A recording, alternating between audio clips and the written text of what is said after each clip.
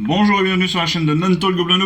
Aujourd'hui, c'est le fascicule numéro 32. Vous le savez, c'est le moment des règles et de la bataille. On se retrouve donc pour étudier nos nouvelles règles. C'est la feuille de règles numéro 11. C'est encore une fois les règles en version donc livre de base. Le livre qu'on aurait eu si on avait acheté donc la V3. Aujourd'hui, avec les sorciers, les sorts. Donc, on sait évidemment que les sorciers sont des personnages tout à fait particuliers dans AOS. On sait qu'ils peuvent lancer ou dissiper des sorts, et ils le font donc en respectant certaines possibilités. Donc, ce qui est important, c'est qu'un sorcier, il va être notifié. Donc, vous voyez, il a bien le mot-clé sorcier qui va être inscrit sur sa charte d'unité. Et ça, c'est très important. Tous les sorciers connaissent dès le départ trait magique et bouclier mystique. Vous le savez, trait magique, bouclier mystique, ça fait un moment maintenant qu'on s'en sert, mais il faut faire attention parce que les règles ne sont pas tout à fait exactement les mêmes que celles qu'on utilisait jusqu'à maintenant. Et on va voir pourquoi. On peut donc tenter de lancer des sorts à la phase de héros. Pour lancer des sorts, on le sait, on a une valeur du sort. La valeur du sort, on jette 2 dés de 6. Si on fait plus ou égal à la valeur du sort, le sort est lancé. Et pour le dissiper, il suffit que notre adversaire, qui doit être à maximum 30 pouces de nous, fasse un score supérieur au nôtre. Voilà, ça, c'est très simple. On peut avoir ce que l'on appelle un fiasco. On peut lancer, en fait, on peut jeter nos 2 dés, et si l'on fait un résultat de 2, autrement dit un double 1, eh bien notre sort se transforme en un fiasco, et notre sorcier subit à ce moment-là un D3 blessure mortelle. Donc ça, c'est quelque chose de nouveau, c'est quelque chose que l'on n'avait pas encore dans nos règles. Ça veut dire que si on n'a pas de chance au dé, si on rate son lancer de dé et qu'on fait 2, eh bien on prend jusqu'à 3 blessures mortelles directement dans la tête. Les sorts, donc, ils ont une valeur de lancement, je vous l'ai dit, et les 2 premiers, ceux que l'on connaît, ce sont donc le trait magique, le bouclier mystique. Le trait magique, on le rappelle, c'est un sort d'attaque. Il a une valeur de 5, une valeur de lancement de 5, une portée de 12 pouces. Et s'il est lancé avec succès, donc, au début de notre phase de héros, en fait, on choisit de lancer le sort très magique.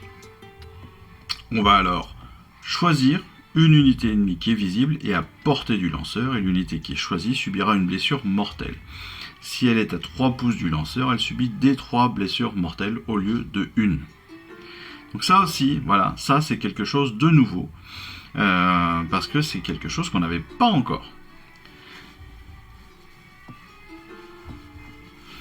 Mais on verra aussi, dans notre partie, on verra qu'il y a d'autres petites subtilités. On va revenir dessus. Le bouclier mystique est lui un sort de défense. Il a aussi une valeur de lancement de 5, une portée de 12 pouces. Et si il est réussi, en fait, on va donc choisir une unité qui est cette fois amie, entièrement à portée et visible du lanceur, et on va lui ajouter 1 à ses jets de sauvegarde pour les attaques qui la ciblent. Voilà, et ça jusqu'au début de notre prochaine phase de héros. Si l'on continue, on a aussi ce que l'on appelle des sorts persistants. Ça, c'est tout à fait particulier, on n'en a jamais encore entendu parler, et normalement, on n'en verra pas dans Stormbringer. Un sort persistant, c'est une entité magique qui est convoquée sur le champ de bataille en lançant le sort noté sur sa charte de sorts persistants. Ça veut dire qu'en fait, c'est un sort qui a plus ou moins une vie tout à fait personnelle. Donc, sauf mention contraire, c'est ce qui est écrit, un sort persistant ne peut pas être attaqué ni affecté par des aptitudes. On peut déplacer les figurines par-dessus ou à travers un sort persistant comme s'il n'était pas là, mais une figurine ne peut pas finir un mouvement sur un sort persistant. Donc pour le convoquer, un petit peu la même chose en fait, on va lancer avec succès sans être dissipé notre sort. Ça c'est assez classique. On peut conjurer donc un sort persistant. Au début de la phase de héros, chaque joueur peut tenter de conjurer un sort persistant avec chaque sorcier ami ou prêtre ami. Donc, en fait, si vous voulez, la différence entre le sort et le sort persistant, c'est que le sort persistant, il va, comme son nom l'indique, rester sur le champ de bataille. Or, un sort, on va pouvoir, comme on l'a dit tout à l'heure, on va pouvoir le dissiper. Le fait de conjurer le sort, eh bien, c'est tout simplement, une fois qu'il a été posé sur le terrain, on va pouvoir tenter à n'importe quel tour de l'annuler. C'est ce qu'on appellera conjurer le sort. Et donc après, forcément, il sera retiré. Pour qu'il soit retiré, c'est très simple, il faut qu'il soit conjuré, soit il faut qu'il touche le bord du terrain, c'est-à-dire que s'il se déplace, ce sort persistant, s'il se déplace et qu'il touche un bord du terrain, il est retiré du jeu. Ou bien on a une méthode particulière, une aptitude particulière qui nous permet, dans notre charte d'unité, de pouvoir retirer ce sort. On peut avoir des unités de sorciers. Les sorciers sont généralement des unités qui sont composées d'une seule figurine. On l'a vu, mais parfois il y a plusieurs figurines avec le sorcier. Donc en fait, dans ce cas-là, si on a une unité qui a le mot-clé sorcier, donc c'est une unité par exemple de 3, 4, 5 personnages, 2, 3, 4, 5 personnages qui ont le mot-clé sorcier, eh bien on va en désigner une pour lancer ou dissiper le sort. Voilà, tout simplement. C'est juste qu'on ne va pas lancer 5 fois par exemple sur une unité de 5 où il y a le mot sorcier, on ne va pas faire 5 sorts différents, c'est juste... voilà. Très bien, ça c'est dit. On va avancer sur les tutoriels. Pourquoi ? Parce que je vous ai dit, il y a des petites choses que l'on n'utilisait pas jusqu'à maintenant. On a évidemment des petites mises à jour de validation, de vérification, enfin de complément d'information sur nos règles. Le fiasco d'abord. Donc le fiasco, je pense que c'est assez clair. Si sur un lancement de sort, sur une invocation, on fait 2, donc un double 1, eh bien le sorcier qui a lancé le sort subit un D3 blessure mortelle. Là dans l'exemple, on a Zarbag, il a 5 points de vie déjà, il a déjà été touché 5 fois. Il prend en plus avec un lancer de 5 sur son D3 mortel, il prend encore 3 blessures et décède directement. Le bouclier mystique. Donc le bouclier mystique, il permet de protéger une de vos unités. Valeur de lancement de 5, donc ça veut dire qu'on doit avoir au minimum 5 ou plus pour que le sort soit bien lancé. Il faut que l'unité soit à 12 pouces, qu'elle soit visible. Ça, jusque là, pas de souci. 12 pouces maxi, bien sûr. Si le sort passe, donc s'il n'a pas été annulé par le sorcier opposé, avec une valeur supérieure à la nôtre, donc supérieure à 5 et supérieure à la nôtre, et bien dans ce cas-là, notre unité bénéficie d'un plus 1, d'un plus 1 à la sauvegarde, tout simplement. On sait que l'effet dure jusqu'au début du prochain tour, de notre prochain tour.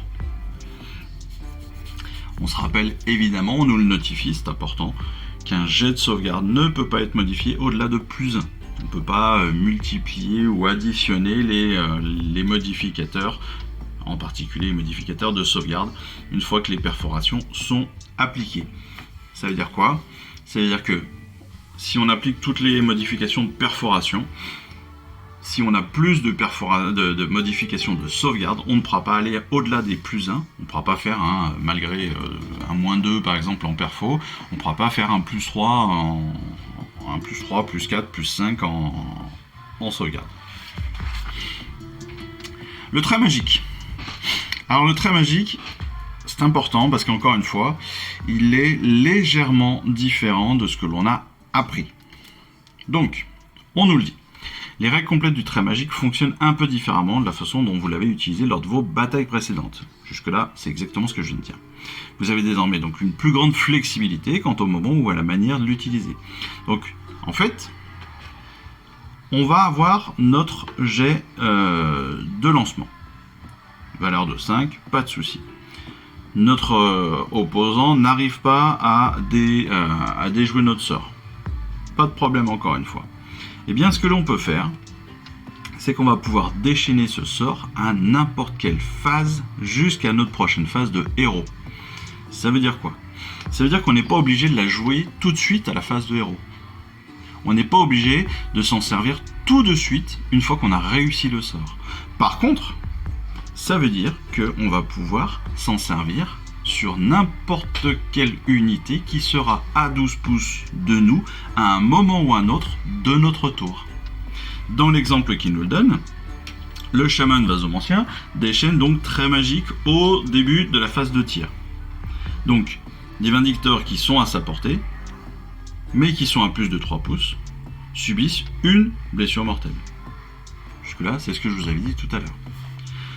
Dans le deuxième exemple, en fait, on va attendre, le joueur de la destruction va garder son trait magique jusqu'au début de la phase de combat. C'est-à-dire qu'en fait, il va être en mêlée avec une unité. Donc notre chaman vasomancien va être en mêlée avec une unité. Et donc il va se servir justement de son trait magique qu'il a gardé en réserve, entre guillemets, pour toucher de D3 blessures mortelles une unité qui est à moins de 3 pouces d'elle. D'accord? Donc là, on a deux possibilités avec le trait magique désormais. Soit, donc, alors déjà, on s'en sert quand on veut. Ça, c'est le premier point.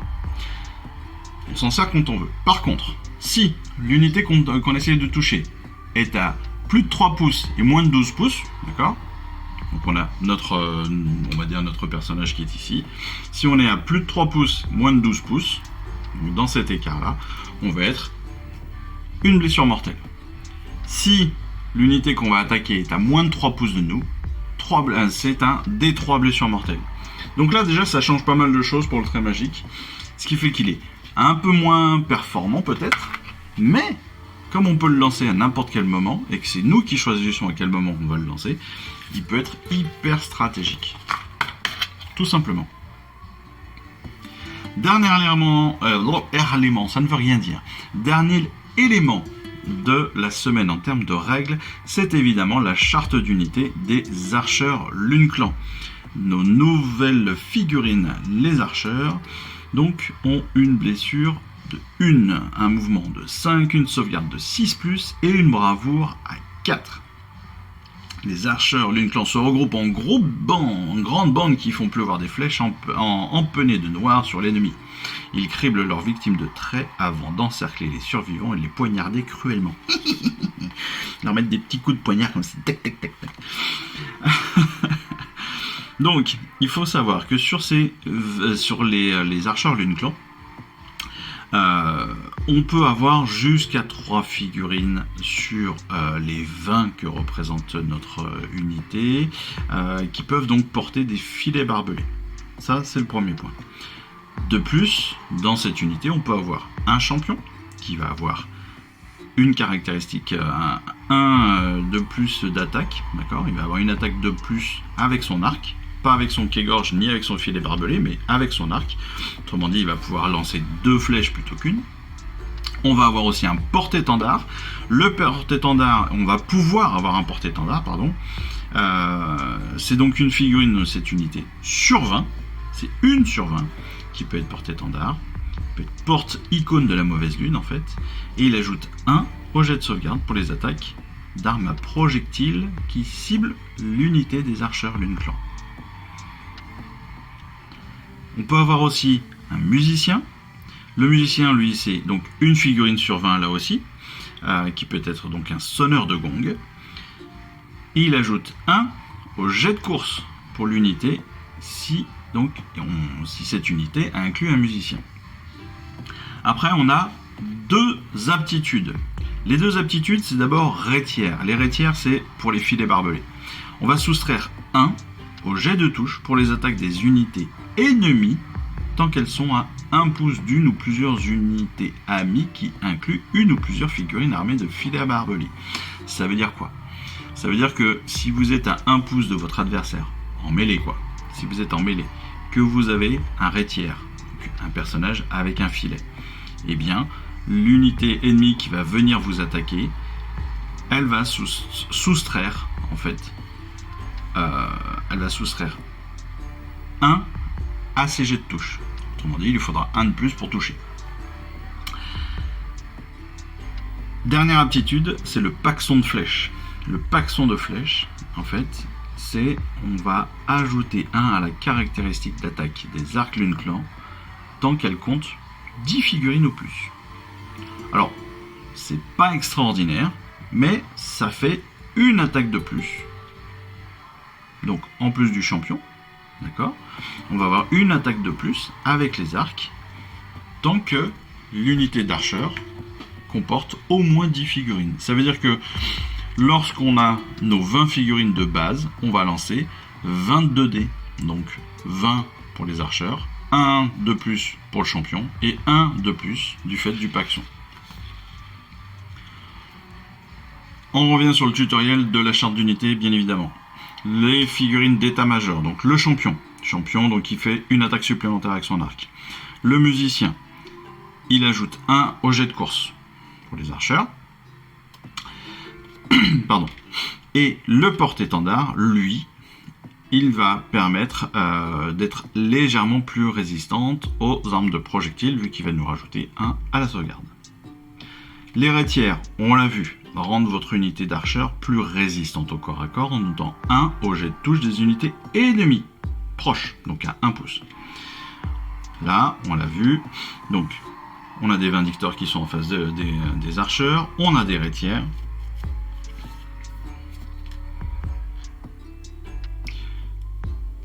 On a le jet de touche donc des vindicteurs. On sait que les vindicteurs ils touchent normalement à 3+. Sauf que comme on a des rétières, et bien là ils vont toucher à 4+. C'est pas plus bête que ça. Attention, attention, ils nous font noter ici. C'est dommage qu'elles ne soient pas notées directement là dans la charte d'unité. Et c'est tout à fait intéressant. Moi j'y aurais même pas pensé. Il faut bien noter que les rétières ne sont pas armés d'arc. Donc, ils ne peuvent pas faire de tir. Ça, c'est important. On a 3 rétières, potentiellement, jusqu'à 3 rétières dans notre unité. Ce qui veut dire que sur 20 personnages, on n'en a que 17 qui tirent. Donc, je viens de dire une bêtise. On n'a pas 22 tirs donc, avec le paxon de flèche et avec le champion, mais bien 19 si vous avez les 3 rétières. Le paxon de flèche, on revient dessus. Ah pardon, oh là là.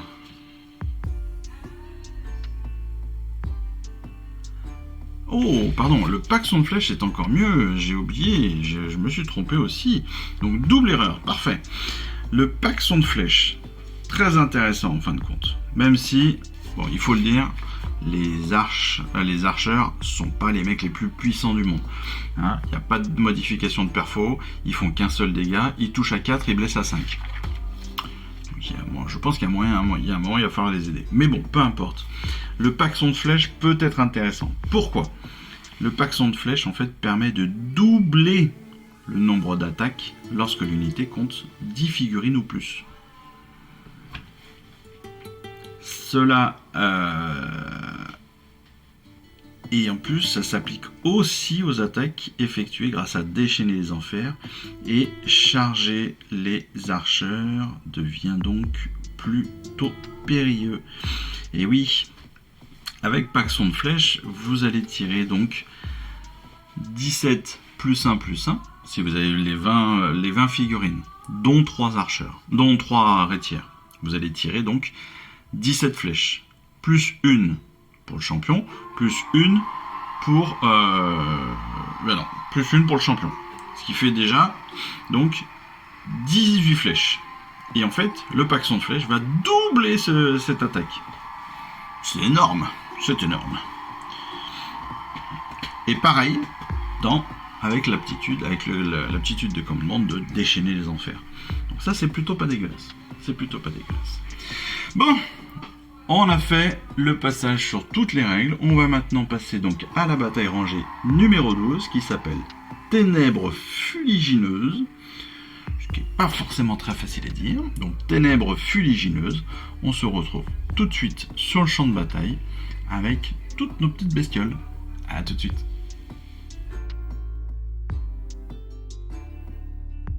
Bataille rangée numéro 12. C'est les ténèbres fuligineuses. Un étrange phénomène magique frappe Ulgu.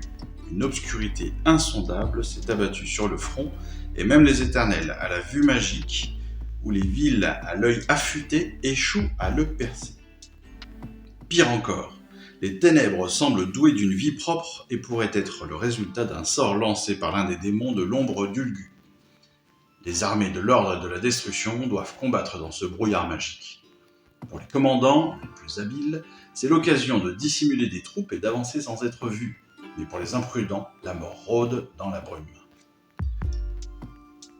Les forces de l'ordre et de la destruction doivent donc exploiter cette obscurité magique et la tourner à leur avantage. Si elles n'y parviennent pas, leurs ennemis ne manqueront pas de prendre l'ascendant dans la guerre en cours.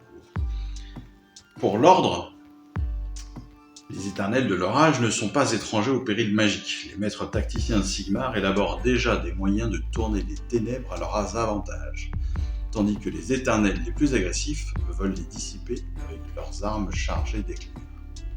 On retrouve donc pour l'ordre le Seigneur Impératant, la Chevaleresse Arcanum, le Seigneur Inquilor, le Char Foudroyeur, les 5 Vigilors et 6 Griffdog. Côté destruction, les ténèbres sont les alliés des villes du fiel obscur et la confusion provoquée par ce brouillard magique affecte peu leur stratégie bizarre. Les Cruel Boys, eux, sont passés maîtres dans l'art de la discrétion et profiteront de l'obscurité pour avancer invisibles sur leurs adversaires. On y retrouvera donc, le loup boss, le boss qui tue et son grotte surineur, Zarbag et sa bande de crevards, les 20 archers Lune Clan, avec 3 rétières et l'état-major, et 10 éventreurs. Le déploiement se fera de la façon suivante. Nous avons donc 4 quarts de table qui vont être représentés, qui vont comprendre chacun un objectif. Le territoire de l'ordre se placera ici, le territoire de la destruction sera ici. Le déploiement se fera de façon assez classique. On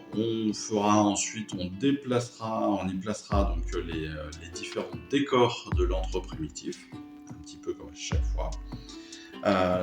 Attention, chaque pièce de décor devra être à plus de 3 pouces l'un des autres ou des objectifs. La victoire va se jouer en points, comme d'habitude maintenant. Donc à la fin du 5e round, le joueur qui marque le plus de points gagnera la partie. Pour gagner les points, il va falloir contrôler au moins un objectif pour gagner 1 point. Si on contrôle 2 objectifs ou plus, on marque 1 point supplémentaire. Et si on contrôle plus d'objectifs que son adversaire, on a encore 1 point. On peut avoir donc jusqu'à 3 points par round. Petite particularité de la bataille, c'est la nuit vivante. Au début de chaque round de bataille, on va lancer un dé. Le quart du terrain qui correspond au résultat du dé est alors plongé dans l'obscurité. Les unités ne peuvent pas tirer ni lancer de sorts sur les unités qui sont entièrement dans son quart de champ de bataille. Si on obtient 5 ou 6, c'est alors l'ensemble du champ de bataille qui est plongé dans les ténèbres et aucune unité ne peut être ciblée par un tir ou un sort. Ça, c'est pas anodin. Ça va pas être anodin dans la bataille. Je rappelle qu'on a découvert donc les nouvelles règles. En fait, ce ne sont pas les nouvelles règles, mais les règles normales du trait magique, entre autres. Et puis, on a des unités qui ont du tir. On a des unités qui ont du tir avec le Char Foudroyeur, avec les Vigilors, avec le Seigneur Inquilor, le Seigneur Impératant. Ils ont tous des armes de tir. De l'autre côté, on a évidemment les archers qui ont des armes de tir, mais on a aussi 3 archers chez les crevards, qui sont un petit peu meilleurs. D'ailleurs, ce sont des archers de luxe, je dirais, parce qu'ils touchent à 4, blessent à 4, alors que les archers classiques, d'une clan, ils touchent à 4 et blessent à 5. Mais voilà, on a plus d'unités de tir côté ordre que côté destruction. Donc ça peut avoir un petit impact. On va faire notre jet de priorité et on va donc placer nos différentes figurines, bien évidemment. On rappelle 5 rounds, 2 tours. Dans chaque round, il y a 2 tours. Le tour de la destruction ou de l'ordre et le tour de la destruction ou de l'ordre, bien évidemment, suivant la priorité. Dans chaque tour, il y a 6 phases. Héros, mouvement, tir, charge, combat et déroute. On va essayer pour une fois de ne pas se planter et de les faire dans l'ordre. Pas tout à fait ma spécialité en ce moment. Allez, on lance un dé. C'est la destruction qui va commencer son positionnement. Et ça, c'est important. Par qui on va commencer? Par qui va-t-on commencer? On va observer un petit truc. Alors, il faut savoir que entre deux terrains de déploiement, on va avoir en gros 22 pouces et demi. C'est pas anodin. Ça peut ne pas être anodin. On va commencer par les archers, tout simplement, que l'on va mettre. Allez, soyons foufous. Alors, ils sont pas tout à fait finis, vous le verrez. Enfin, vous le verrez peut-être pas d'ailleurs, parce qu'ils sont loin pour vous. Mais ils sont quasiment terminés. J'ai quelques petites choses, quelques petites reprises à faire sur mes cagoules, entre autres. Et puis, je n'ai pas fait les socles encore. Donc, il y a encore 2-3 petites finitions à apporter à ces petites bestioles. On a un porte-étendard, on a un musicien, on a un champion, on a 3 rétières dans cette unité. En phase 2, eh bien, on va y mettre le char foudroyant qui va se mettre plein centre, plein fer. Peu importe, il peut y aller, il n'a pas peur. Ensuite, on va placer les crevards. Ici, la bande de crevards de Zarbeg, juste ici, dans un coin. Ils ont un objectif. On rappelle qu'on a un fanatique que l'on garde en réserve.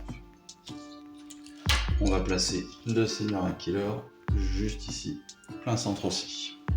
Zarbag qui va venir évidemment accompagner son unité. Les Vigilors qui vont venir se placer en face de ces pauvres petits le ville du fil obscur. Les faibles ville du fil obscur. Les éventreurs, eux, vont venir ici sur une seconde ligne d'attaque. En fait, on a une vraie séparation entre les deux. Je ne sais pas si c'est la meilleure idée. Les Griff Dogs, eux, vont venir se positionner ici.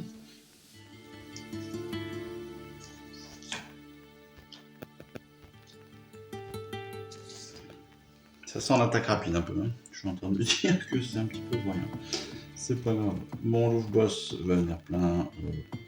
Pas tout à fait plein centre, mais pas loin. Ensuite, bien sûr, c'est la chevalerie Arcanum qui va rester, qui va se mettre en premier plan, mais qui n'est pas dédié à aller attaquer en premier plan. Le boss qui tue et son droit de surinaire. Et puis en face, on va y mettre tout simplement le Seigneur Impératant.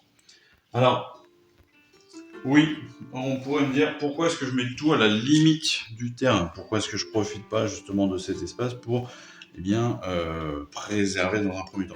Parce qu'on est sur des parties de démonstration, parce que j'ai pas forcément d'intérêt à le faire, etc., etc. Mais c'est vrai que je pourrais les reculer un petit peu, histoire de les protéger, histoire de les garder un petit peu plus en réserve. De même façon, je pense que je pourrais aussi placer certaines figurines en réserve du fait de mes capacités de mes traits de bataille, des choses comme ça, guidées par la foudre par exemple, qui permet de pouvoir utiliser l'aptitude descendante de l'orage. Donc, c'est fait, c'est comme ça. On débute placement des unités, des décors avec ce grand décor là, que l'on place à plus de 3 pouces. Ensuite, les Stormcast, eux, vont évidemment pas pourrir leur terrain. Ils sont à plus de 3 pouces. Voilà. Qui est pas mal. Pour les Stormcast, on va pouvoir en placer ici, c'est moins grave. Les... Hop. Voilà. Et puis le deuxième dernier ici.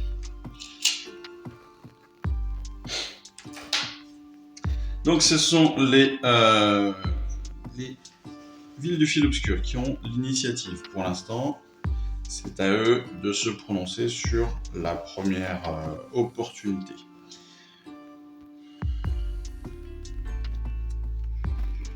Ils vont choisir de débuter pour une fois. On va débuter directement. Donc ils vont avoir 2 points de commandement. 2 points de commandement. Le général va être, pourquoi pas. Le général va être Zarbag, qui peut être. On a un héros à travers Zarbag, on a un héros à travers le loup boss et on a un héros à travers le boss qui tue. Sachant que nous avons un seul sorcier à travers donc Zarbag, qui est le seul sorcier de notre unité. Ça aussi c'est intéressant et important à notifier.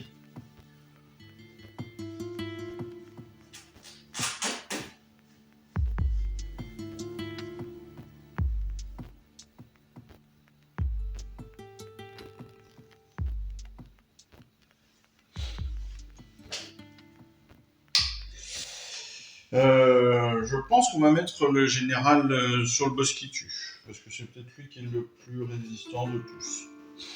De l'autre côté, on va être sur, je pense que c'est le Seigneur Aquilor, lui qui va prendre le lead.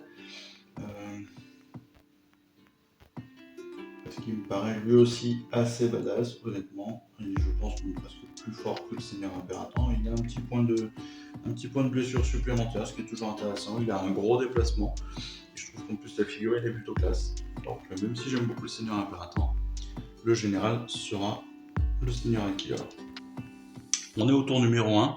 On a donc 2 points de commandement d'un côté, 3 points de l'autre. 1 plus 1, 2 plus 1.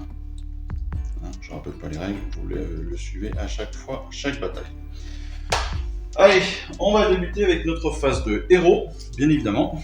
Mais avant cela, si je ne me trompe, on va commencer déjà par le début de chaque round. On l'a dit, on va lancer un dé et on va déterminer.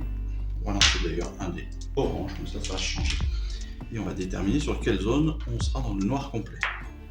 C'est la zone 6, ce qui veut dire que tout le terrain est dans le noir complet. Et donc,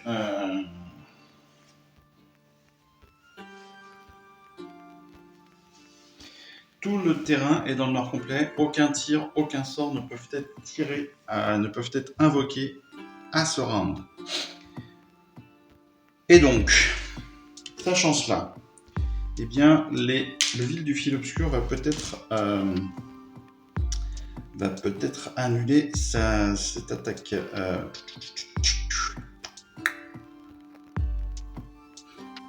Non, ils vont avancer. Ils vont commencer. On va peut-être utiliser une première petite aptitude.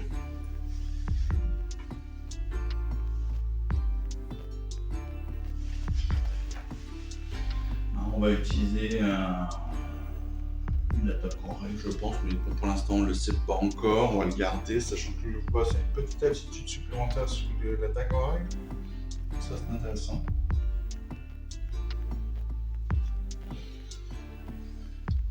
On va faire tout de suite, on va garder notre attaque en règle, bien sûr, on s'en servira tout à l'heure. On va faire notre phase de mouvement. On va venir placer donc nos archers ici. 1 pouce.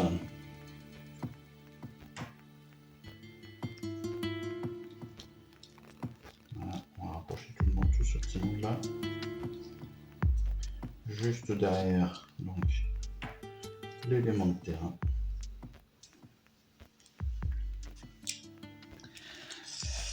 Les éventreurs aussi vont avancer. De 5.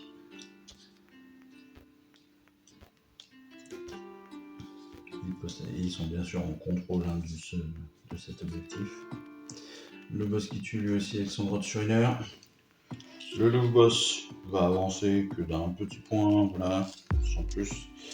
Et on va aussi avancer légèrement avec notre Zarbag. On va avancer un petit peu. Avec Zarbag et ses copains. Voilà. C'est fait. Pas de phase de tir évidemment, on vient de le dire. Tout le terrain est dans la ligne. Phase de combat, il n'y en a pas. Phase de déroute, il n'y en a pas, bien évidemment. On a 2 contrôles. On a un contrôle de 2 objectifs. On n'en a pas plus que notre adversaire, bien évidemment, parce que notre adversaire en contrôle déjà 2, parce qu'ils sont déjà 3+. Donc on va avoir 2 points malgré tout. On passe donc au tour des Stormcast. Les Stormcast, ils vont pas lancer de sort non plus, ils sont pas à disposition. Ils pourraient lancer un bouclier mystique. Là, on est quand même très loin. 19, ça va même pas être possible. Donc on va faire des mouvements classiques. Quoique, on va peut-être, on va lancer un trait mystique ici. La Chevalier Arcanum va lancer un trait mystique sur le Seigneur Aquilor. Elle fait 3, elle rate son invocation. On va passer donc au mouvement. 5 pour le Seigneur Aquilor. Là, on a 12 pour le Seigneur Impérateur. 12 pour le Seigneur Aquilor, 12 pour le char. Pour le char. 9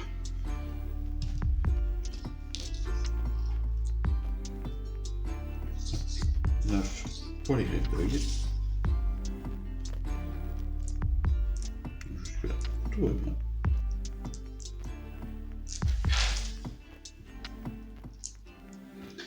Et puis 5 pour les autres. On va les avancer de 5. Alors pourquoi est-ce qu'on les avance malgré tout? Parce que ça nous permettra potentiellement d'être à portée de tir. On va avancer aussi la Chevalier Arcanum pour qu'elle puisse se protéger et se mettre à couvert derrière le décor. On n'oublie pas que le fait de se mettre derrière le décor va nous apporter un bonus de +1 si on est à couvert. Là ici, c'est plus ou moins le cas. On est sur la fin de notre phase de mouvement. Il n'y a pas de phase de tir, bien évidemment. On l'a dit, on va passer donc à la phase de charge. Phase de charge, on va pouvoir tenter plus ou moins pour tout le monde. Ici, ce n'est pas possible. Par contre, Seigneur Aquilor, oui. Le char foudroyeur, oui, sur la bande de Zarbag. Et évidemment, les griffes d'œil. On commence par les griffes d'œil, qui font 8. Trop court. 6 pour le char, c'est trop court. Et 5 pour le Seigneur Aquilor, c'est trop court aussi. Fin de la phase de charge, pas de phase de combat. 2 objectifs tenus, 2. On passe donc au deuxième round. Le premier round est souvent rapide. On le sait, c'est normal. On passe au deuxième round et on va lancer donc un dé pour savoir dans quelle zone est potentiellement la pénombre. On fait 4. 4, c'est 1, 2, 3, 4. Malheureusement, pour la destruction 4, ça veut dire que les archers et la bande de Zarbag ne peuvent pas tirer. Mais ça veut dire aussi que le char foudroyeur ne peut pas tirer non plus. On va faire maintenant le jet d'initiative pour ce deuxième tour. 4 et 4. C'est donc la destruction qui avait l'initiative au tour précédent qui va choisir qui a l'initiative sur ce tour.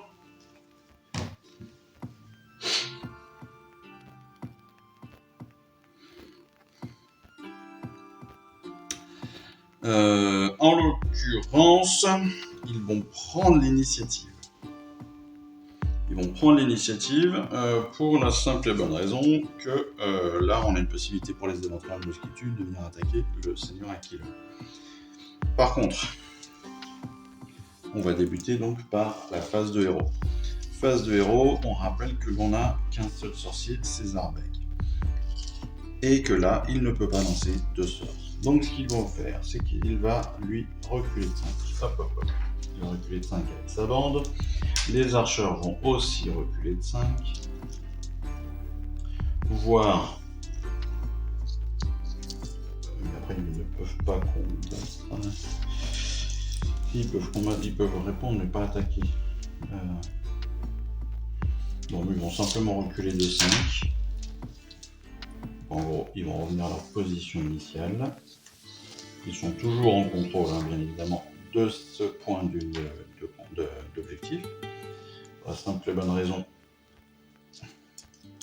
qu'ils étaient en contrôle de cet objectif et qu'ils sont redescendus. Je vais avancer un petit peu.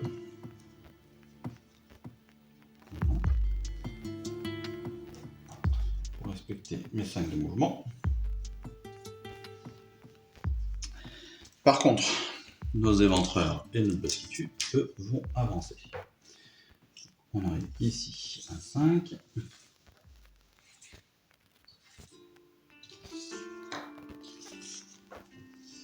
Celui-ci va avancer de 5. Tac, tac. On va faire une charge côté éventreur et côté mosquitus. Côté mosquitus, c'est réussi, je fais 6. Et on a 5. Côté éventreur, bien évidemment, la charge réussie pour chacune des deux unités. On va pouvoir attaquer le Seigneur Aquilor sans aucun souci.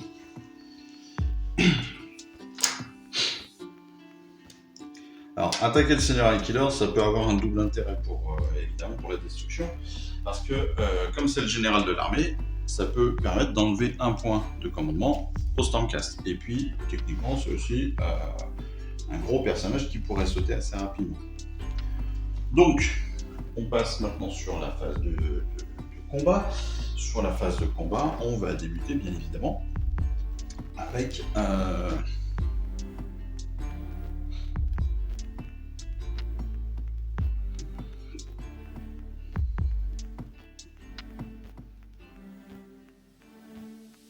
On va débuter avec, je suis en train de regarder qu'est-ce qui est le mieux.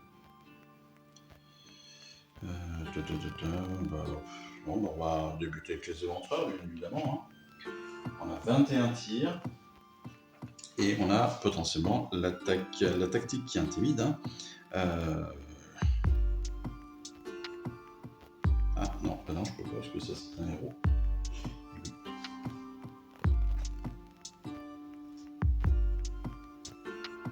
Ah, au début de ma phase de charge. Au début de la phase de charge, j'ai oublié ça. Vous pouvez choisir une unité ennemie qui n'est pas un héros ou un monstre. Donc le char n'est pas un héros ni un monstre. J'aurais pu m'en servir.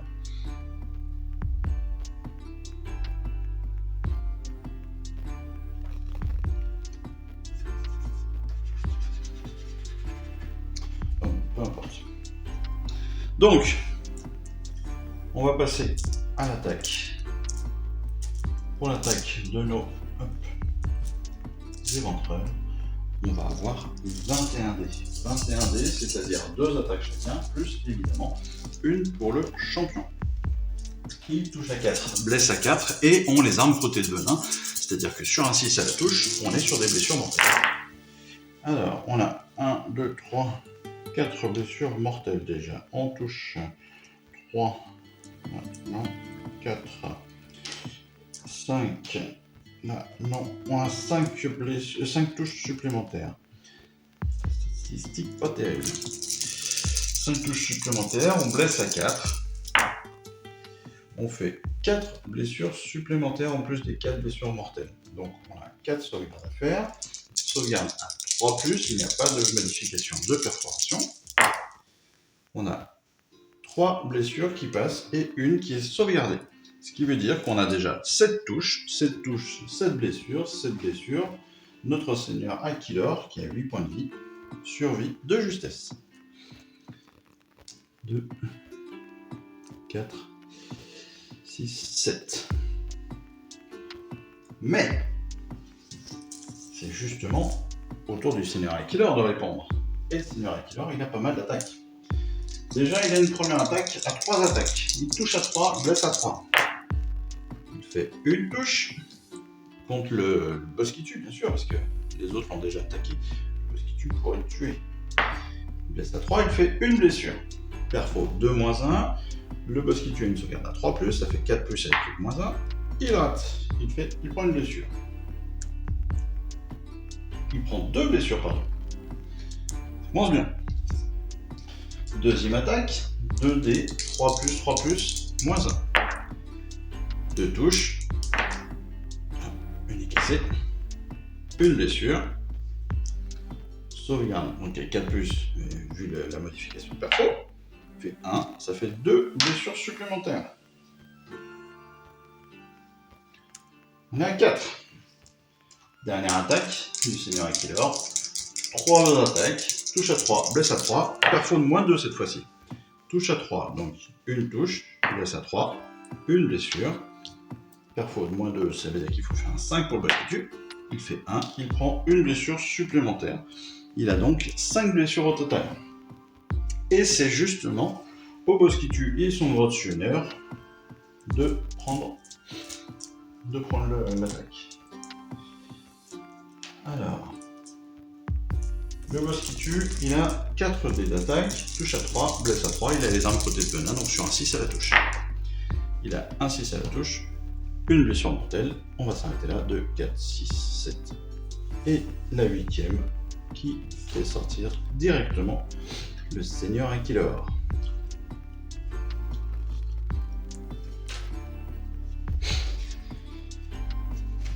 C'est déjà un bon point, entre guillemets, pour la destruction qui a éliminé un héros. Et qui a éliminé en plus le général, surtout, de l'armée.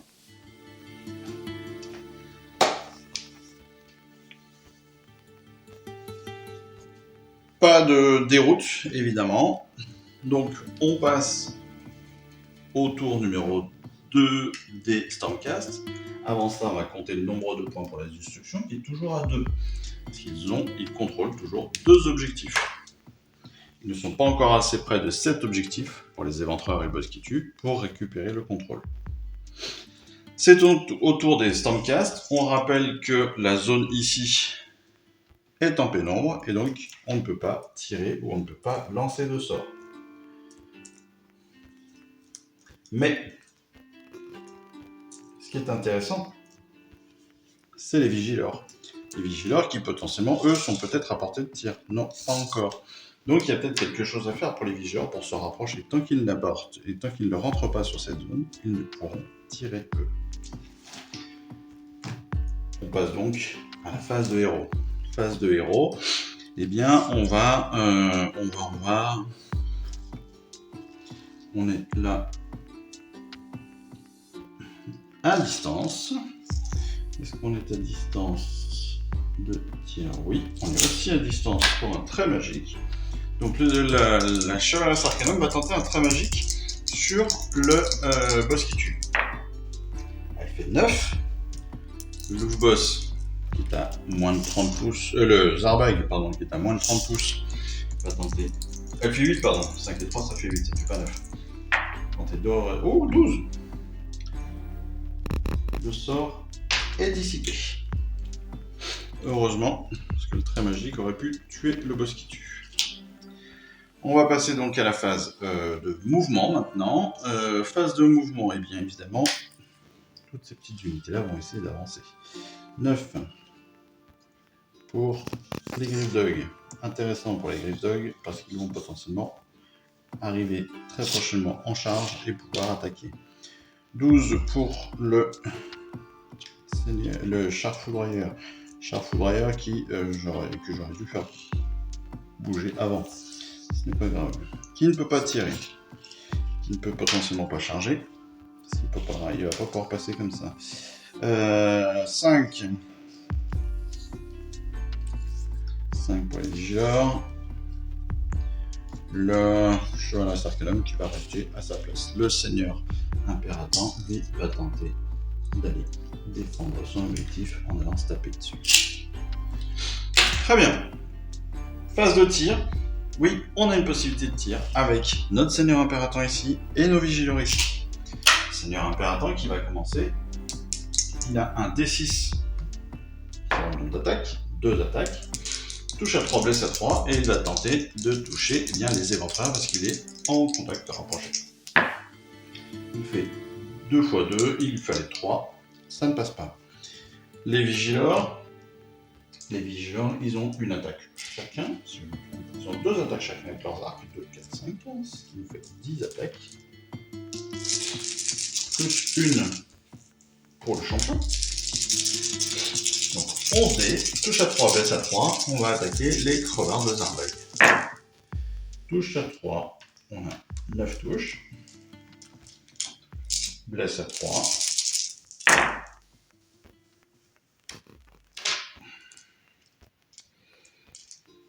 6. Des crevards de Zarbug qui ont une sauvegarde à 6+, sachant qu'il y a une perfo de -1, on ne va pas pouvoir sauvegarder. 6+, ça veut dire qu'il y a 3 figurines qui vont sortir du jeu parce qu'elles ont 2 points de vie chacune. Et donc on va enlever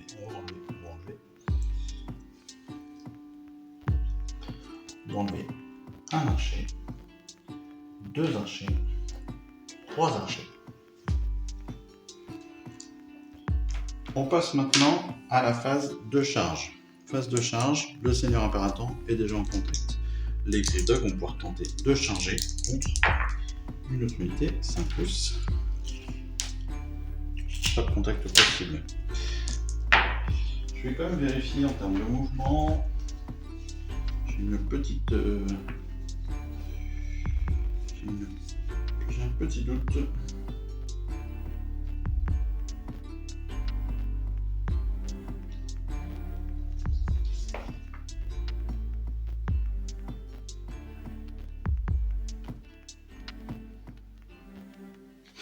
C'est bien ça, on ne peut pas traverser d'autres figurines.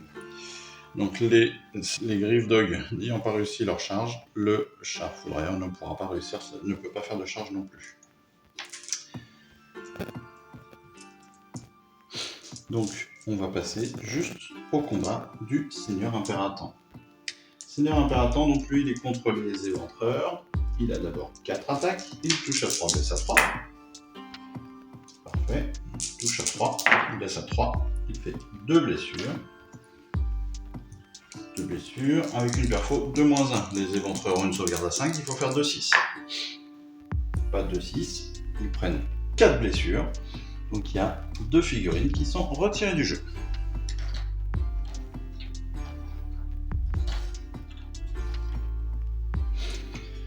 Ensuite son Griffdog, lui il a une attaque de 3. Il touche à 3 et blesse à 4. Touche à 3. 3 touches, blesse à 4. Fait une blessure, sauvegarde à 5+, 3, il y a une blessure qui est portée sur un des éventreurs. C'est donc au tour des éventreurs de répondre. Les éventreurs qui ont perdu 2 figurines, donc ils n'ont plus autant d'attaques qu'auparavant. Ils ont quand même 17 attaques.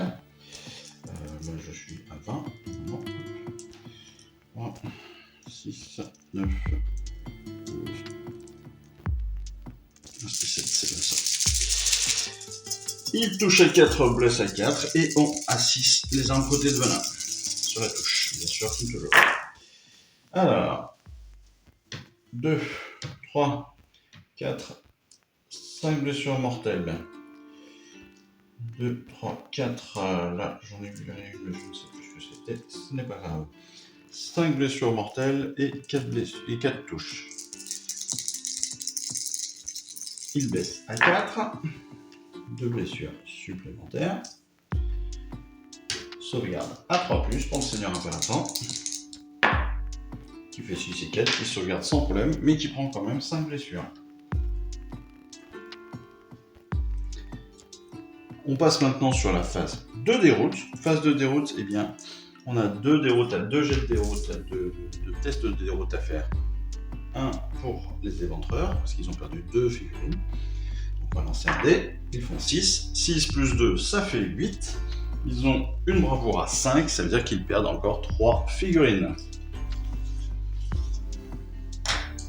Voilà qui est fait.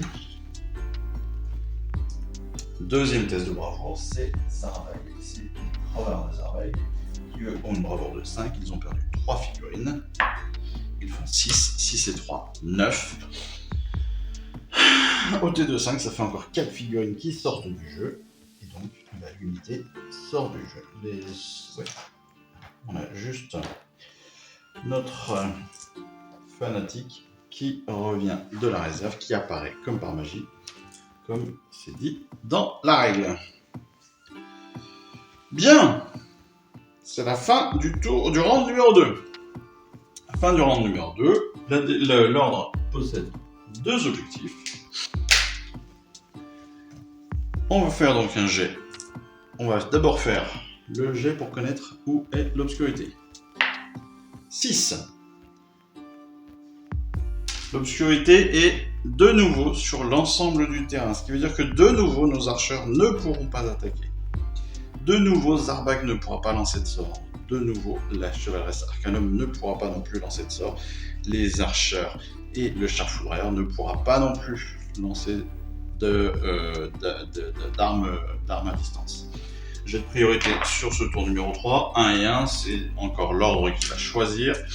Ils vont garder l'initiative. Pourquoi ils vont faire ça ? Pourquoi ils vont faire ça ? Eh bien tout simplement, ils vont le faire parce que le seigneur impératant là-bas est à 1 point de blessure de mourir. Et donc potentiellement, on a une petite chance de le garder. Voilà, tout bêtement. Ensuite, on va utiliser non pas un sort, mais une aptitude de commandement. Un point de commandement côté destruction pour tenter de faire revenir des petites bestioles. 2, 4, 6, 7. On a 7 personnages de Zarbag qui pourraient revenir maintenant qu'on a le fanatique de 4, 6, 7. Sur un 6+.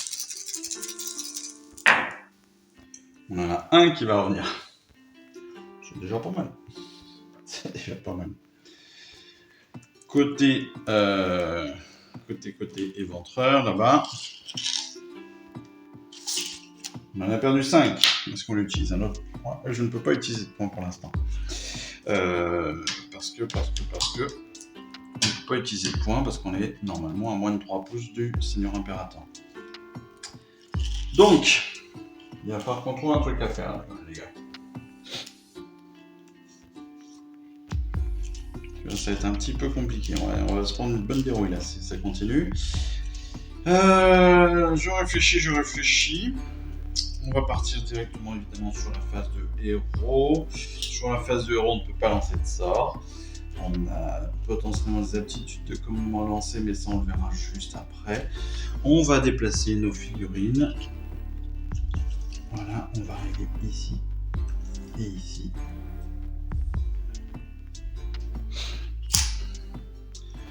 Alors c'est un tout petit peu dangereux peut-être pour le boss qui tue, mais peu importe. Zarbag, lui, il va reculer aussi. Il va aller se mettre entre guillemets en sécurité, ce qui n'est pas tout à fait le cas. Les archers vont réavancer. Tenter donc de faire quelque chose. Tenter d'attaquer un minima les griffes dog. C'est quand même assez puissant. Et on va débuter donc notre phase de combat. Phase de combat, on va la débuter bien évidemment avec nos éventreurs. Ils sont 5, il y a encore le 4, 6, 10 et 11. Ils sont 5, il y a encore le champion. Donc on a 11 d'attaque, il touche à 4, blesse à 4, 6 à la touche, blessure mortelle. On a un 6, une blessure mortelle, ce qui suffit pour retirer notre seigneur impératant qui avait 5... il n'y avait que 5 blessures? Non, pas 5. Ça ne suffit pas. Par contre, j'ai 3, 4. J'en ai 4. 4 blessures supplémentaires. 4 touches supplémentaires. Hop, c'est 4. Oh, il fait une blessure. Sauvegarde 3+, qui fait 3 et qui se sauvegarde. Seigneur impératant. Petit coup de chance. Ah mais si, c'est bien ça, c'est bien ce que je disais. 2, 4, 6, 7. C'est bien ça. Où est-ce que c'était au... Non, je crois que c'est bien 7. Hein. Il me semblait bien qu'il manquait qu'un point. Donc il est bien retiré du jeu, le garçon. Ce qui va très bien au boss qui tue. Parce qu'il lui restait plus qu'un point. Ce qui veut dire que là, au prochain tour, cette unité-là va pouvoir venir courir ici pour prendre l'objectif.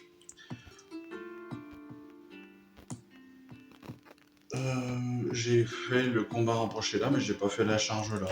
Voilà, comme d'habitude. J'arrive pas à penser à tout, donc j'ai oublié de faire la charge pour mes lunes clans, alors que c'est ce que j'avais prévu. C'est pas grave. On est donc à 2 objectifs de maîtriser. Et voilà. Et c'est tout tour maintenant de l'ordre. Quel débile. L'ordre qui n'a plus que 2 points de commandement, bien sûr, hein, parce qu'il n'a plus de... Il a perdu son général. Parce que c'est avant que ce soit au début du round, tiens. 3 points de commandement quand même. Pas de sort possible, pas de tir possible, donc les vigileurs ne vont pas pouvoir tirer. Le sheriff ne va pas pouvoir tirer. On passe directement à la phase de charge. Oui, on peut passer directement. Non, on va faire la phase de mouvement d'abord. Hop, les griffes qui vont être en contact direct ici. Le char foudroyeur qui va passer sur l'extérieur pour être à plus de 3 pouces des autres unités pour pouvoir les contourner. Il reste 2 pouces à prendre ici. Parfait. Les vigileurs qui vont s'avancer aussi. Voilà, ils vont s'avancer. Comme ça, ils seront encore plus proches, potentiellement pour tirer sur les archers, le loup boss ou Zarbag et ses potes. On passe en phase de charge avec le chef foudroyeur qui fait 5. C'est un petit peu court, jeune homme. C'est ça. C'est un petit peu court. Ouais, c'est un peu court. Donc, on n'a que les Griffdogs qui sont en contact avec les archers. Donc, les Griffdogs, ils ont 4 attaques chacun. Ils sont 6. Je veux dire 24 attaques. C'est énorme. Ils sont 6. Ils sont 6. Ils touchent à 3 et blessent à 4. Ils touchent à 3. Ça sort. Hop. Blesse à 4. Ça sort. Hop.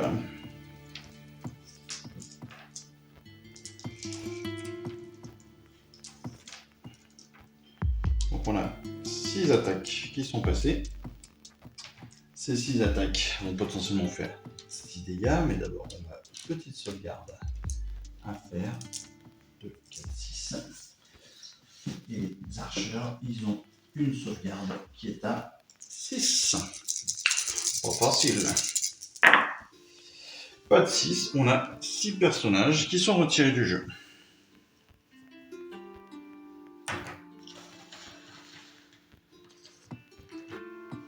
Deux, 3, 4, 5 et 6. Je vais enlever une retire. Voilà qui est fait.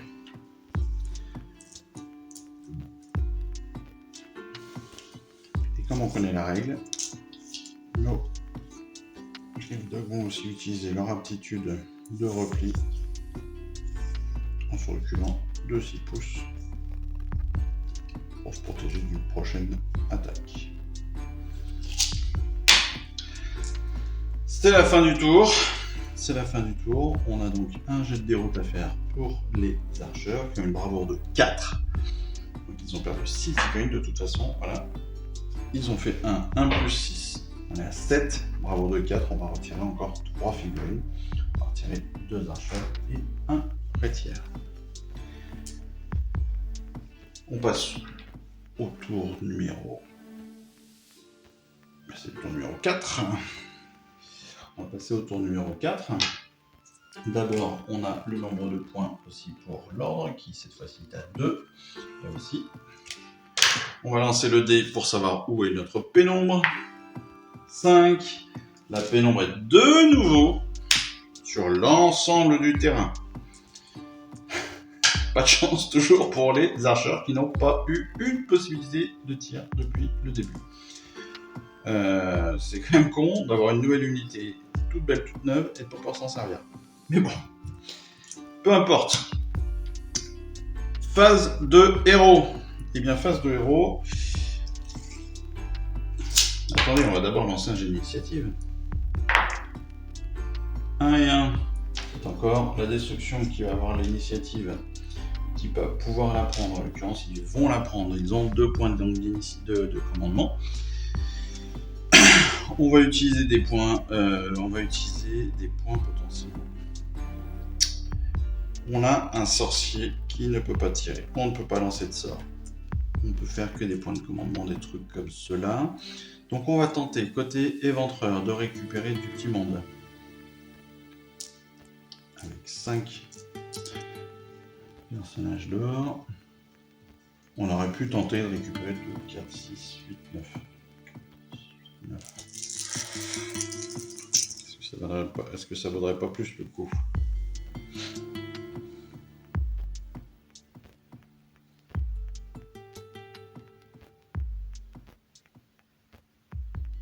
Ouais, on va plutôt tenter de récupérer 2, 4, 6, 9.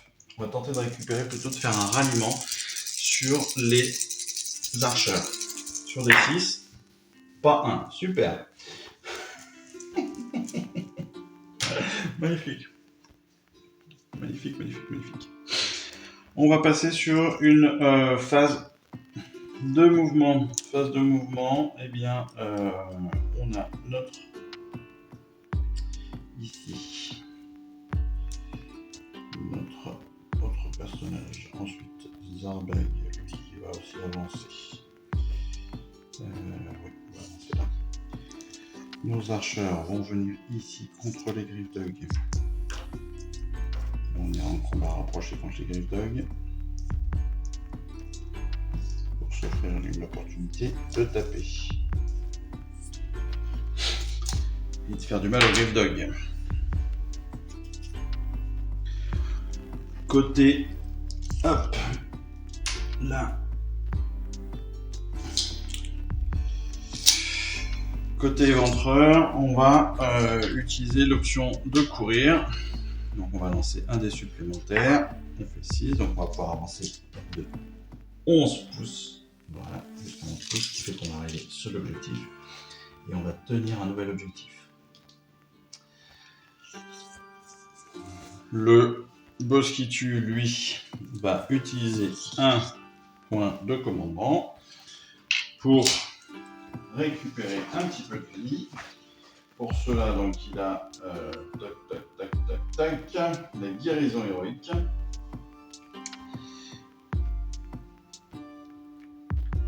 Donc, il va lancer 2 dés. 2 dés de 6. Si c'est inférieur à sa bravoure. Si c'est inférieur à sa bravoure, il récupère des 3 blessures. Il fait 5, sa bravoure est à 7. Il récupère donc un D3 de blessure. Il fait 2. Il récupère un point de blessure. Ce qui est déjà ça prix. Il va ensuite bouger de 5 vers la chasse Arcanum.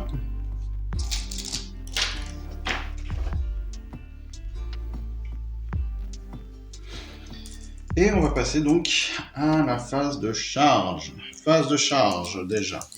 Pour le boss qui tue. Hop, 10. Vous êtes en contact avec la chevaleresse. Pour la bande de crevard. 6, on est dessus. Zarbug, 9, on est dessus. Bon, de toute façon, tout le monde aurait pu arriver. Est-ce que le loup boss tente quelque chose? Non, il va rester dans son petit coin. C'est parfait. On va passer à la phase de combat.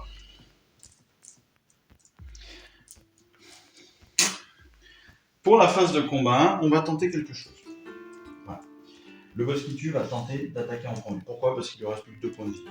Donc il est quand même pas très loin de la mort. Mais la problématique, c'est que les archers peuvent prendre une dérouille et libérer un point de contrôle. Parce que derrière, c'est clair que les Grimdogs vont attaquer. Ou alors ce sont les armes des... Ouais, non, monsieur le... C'est clairement le boss qui tue qui va attaquer en premier. Il a 4 attaques, il touche à 3, blesse à 3 et il les a armes protège de venin à 6. Et bien déjà, il touche 4 fois, il blesse à 3, au fait d'armes protège de venin, il fait 2 blessures, sauvegarde à 3+, on a une blessure qui passe, qui veut dire 2 points de vie pour la chevaleresse. Deuxième attaque.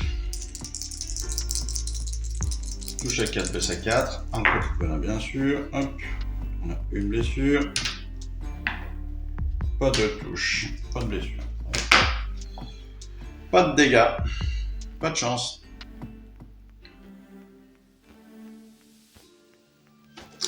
Pas de chance. Comme prévu,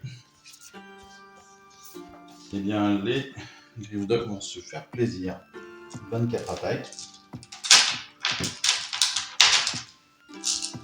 Je dirais même 25. Ils ont un champion.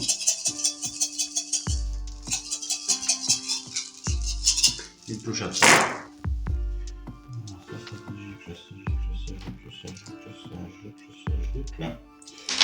Bon tir. En même temps, c'est pas compliqué. Il blesse à 4.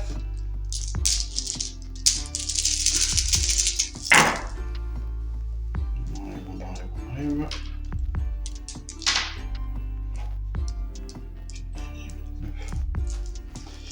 9 blessures.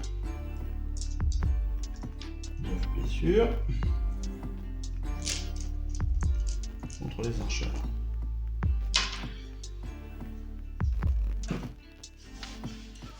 On a un porte-étendard. Le porte-étendard va permettre d'avoir un coussin à la sauvegarde.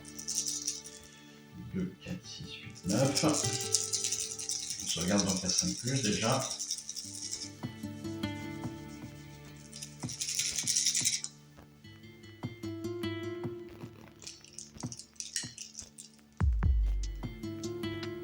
Ah mince, j'ai oublié l'héritière. Oh, j'ai oublié d'enlever un au jet de touche, au jet d'attaque. Et oui, 3, 4. Bon, j'en ai déjà 4 qui sont sauvegardés, 5 qui sont touchés. Allez, j'ai encore 5 personnages qui sortent. Héritière, mon garçon, héritière, enfin. Ce n'est pas grave. C'est au tour justement. Est-ce qu'ils reculent? Non, ils vont même pas reculer, ils ont pas peur. Avec les dégâts qu'ils ont fait. J'ai 2, 4, 5 personnages qui ont des égorges. Une attaque touche à 5, blesse à 5. Comme on dit, pas bien méchant. J'ai 2 touches.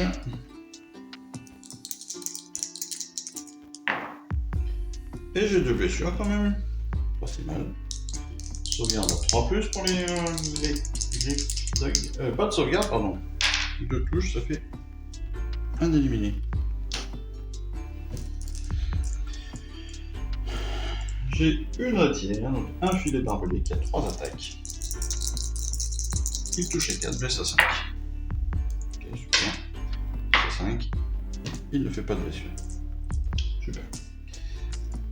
Ensuite, c'est le char foudroyeur qui va attaquer 3 attaques pour l'instant. Touche à 3, blesse à 3 contre Zarbag. Je touche, blesse à 3. 2 blessures.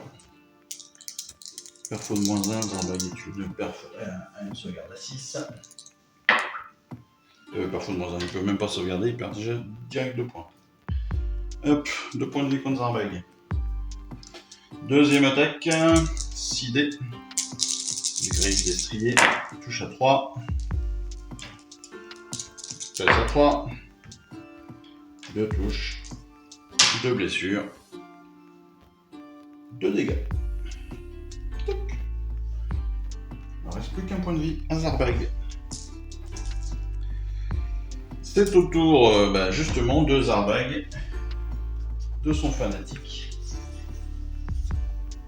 et de... C'est lequel celui-là? C'est Drizgit. Drizgit le berger. Dans la piste. On met l'aiguillon. Alors on va commencer par l'aiguillon qui touche à 3, blesse à 3. Il fait une touche, blesse à 3, il blesse. 5, c'est sauvegardé. Le fanatique, lui, il a un D6 d'attaque. Il fait 5, ça fait 3 attaques. Ça fait 5 attaques, pardon. 5 attaques, il touche à 4, blesse à 3.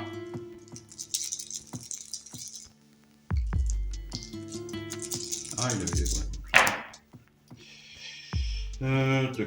ouais. Il le blesse 4 fois. Perfo de moins 2. Fin des 5. Il prend 4 blessures. Les 4 blessures sont sur des D3 mortels. 1 6, 1 6, 1 5, 1 5. On a 12 blessures d'un coup. Waouh! Le char foudroyeur a été foudroyé. Alors là, celui-là, je ne m'y attendais pas. Ah, les fanatiques, ça rigole pas. Quand ça tape, ça tape.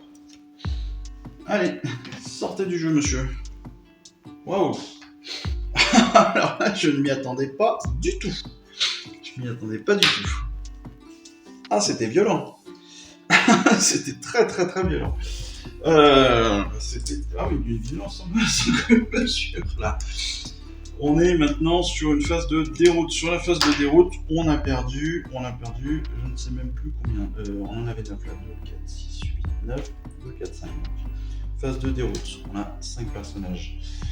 Des archers qui sont sortis. Bravo les 4. 3 plus 5, ça fait 8. 8 par rapport à 4, ça fait encore 4 personnages qui sortent du jeu. Il ne reste plus qu'un archer. C'est quand même le champion. Ah, histoire de donner un petit peu de gueule à tout ça. Chez les Griffdog, on a une bravoure de 6, on a perdu un personnage. Bon, c'est réussi. Rien d'autre à faire. On a donc maintenant le décompte. On a 3 points pour la destruction. Pourquoi 3 points? Bien tout simplement parce que là, la destruction a un objectif de plus que son adversaire. Parce que tout simplement, les Griffdog sont à plus de 3 pouces de l'objectif, du centre de l'objectif, donc ils ne maîtrisent pas l'objectif là. C'est 3 ou 6. D'ailleurs, je suis en train de me dire c'est 6. Les objectifs, c'est 6, c'est pas 3. Les objectifs, blablabla.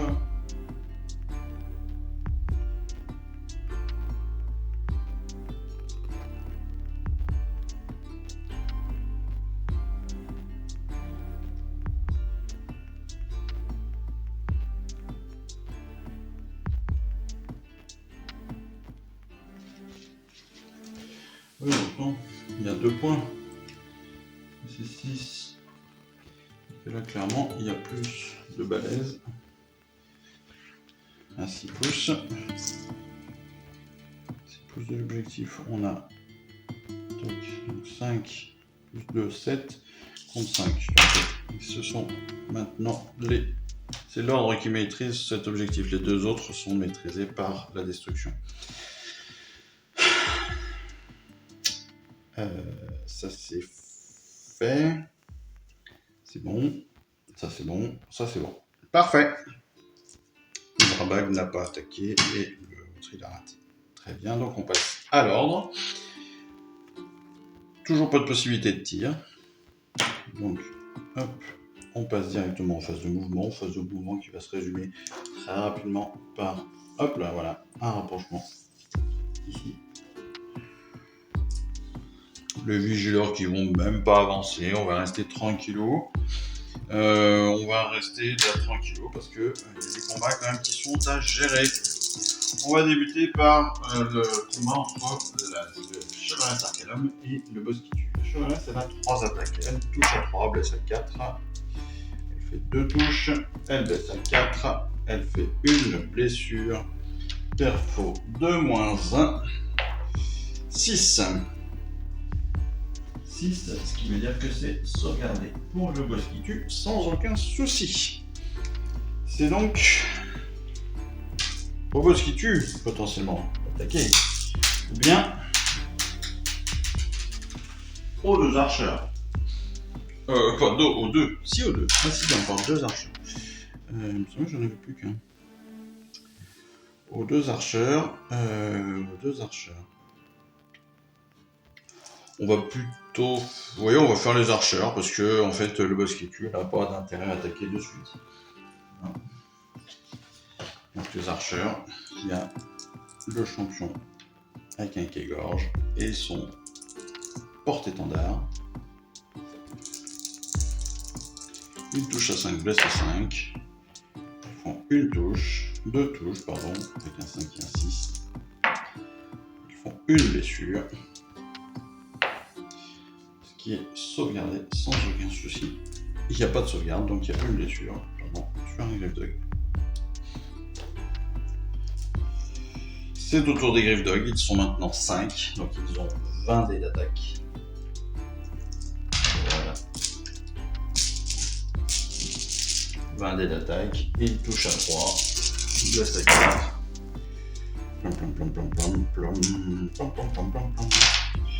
Ils touchent à 3, blessent à 4, là ça va être sans aucun souci normalement.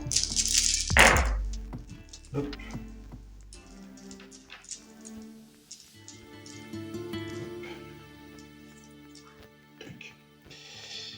Blesse à 4, blesse à 4, blesse à 4, ils ne font que 4 touches, 5, 2, non, 4. 5 blessures. 3 blessures, 4 blessures, pardon, je vais y arriver. 4 blessures. Sauvegarde à 6 pour les archers. Il n'y en a pas une qui passe. Les 2 archers sont sortis du jeu. De façon assez prévisible. C'était assez prévisible, je l'ai.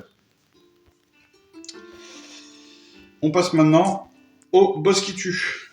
Le boss qui tue, lui, qui va pouvoir donc répondre sur Chevaleresque Arcanum. Il a d'abord 4 attaques. Il touche à 3, blesse à 3 et il a les armes crottées de venin. Armes crottées de venin, il fait une blessure mortelle et 3 touches.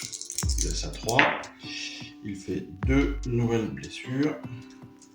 Perfo de -1, sauvegarde donc il y a 4 plus pour le Chevaleresque Arcanum, qui sauvegarde les 2. Elle prend quand même une blessure, soit 2 dégâts. Elle est maintenant à 4 dégâts. Il ne lui reste que 2 points de vie. Deuxième attaque, c'est le Surineur, qui a eu 3 attaques, touche à 4, blesse à 4, avec les armes crottées de venin, il fait une blessure, une touche, une blessure, pardon, qui est sauvegardée sans aucun souci. C'est la fin du tour, pas de déroute à faire. On pourrait faire une déroute, même pas, il n'y a pas de déroute à faire, tout va bien. On va passer donc au 5e round, 5e et dernier round. On va compter les points bien évidemment pour l'ordre qui a 2 points maintenant, parce qu'elle maîtrise encore. Et non, elle maîtrise pas là. Elle n'a qu'un. On maîtrise. Parce que dire que tout à l'heure, ils avaient... Ah oui, et oui, et oui. Il y avait bien 3 points pour la destruction. Et donc, il n'y a qu'un seul point ici, pour l'ordre. Et oui, on a 6 pouces. On passe donc au 5e et dernier round. On va déterminer sur quelle zone. 4.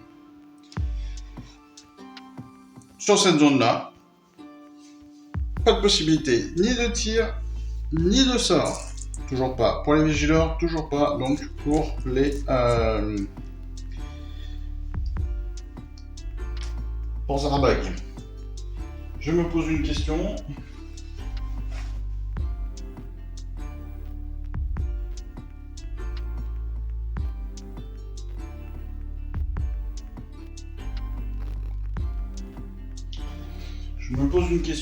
Pour les vigileurs, par exemple. Parce que si les vigileurs, donc là, c'est la zone qui est dans le noir. Pas de souci. Mais, on dit qu'au début du tour, on va déterminer quelle est la zone qui est dans le noir. Et on dit, les unités ne peuvent pas tirer ni lancer de sorts sur les unités qui sont entièrement dans ce quart du champ de bataille. Donc ça veut dire qu'ils peuvent tirer, en fait, sur d'autres zones.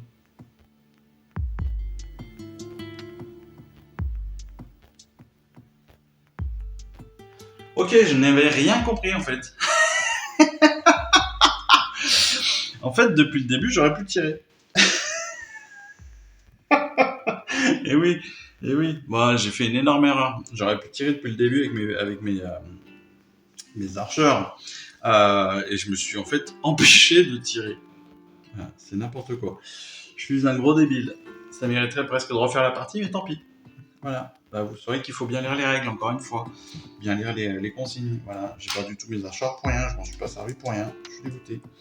Ce n'est pas grave. Donc mes vigileurs vont pouvoir tirer potentiellement sur le boss qui tue au prochain tour. Donc, on va prendre l'initiative quand même. Hein. On va prendre l'initiative côté destruction, si on le peut. Voilà, donc on va lancer un jet d'initiative, et c'est l'ordre qui prend l'initiative en plus, pour ce dernier tour. Oh là là, comme ça fait bien les choses, le hasard.